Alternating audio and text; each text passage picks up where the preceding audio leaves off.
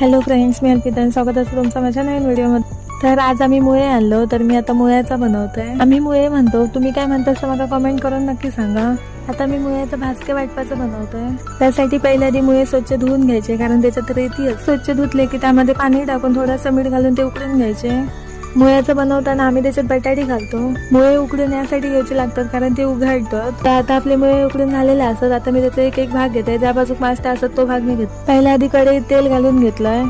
त्यानंतर तेलात कांदा टोमॅटो व्यवस्थित भाजून घेतलाय. कांदा आणि टोमॅटो व्यवस्थित भाजल्यानंतर त्यात मसाला घालून घेत. त्यानंतर बटाटी टाकलाय.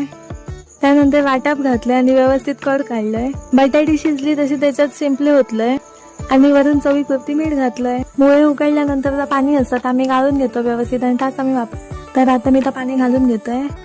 हे बघा, आता व्यवस्थित कड दिलं असं. चला तर मग येवा जेव आपल्या मुळ्याचं बनवून झालेलं असं. बाय बाय, भेटूया अशाच एका नवीन व्हिडिओ मध्ये.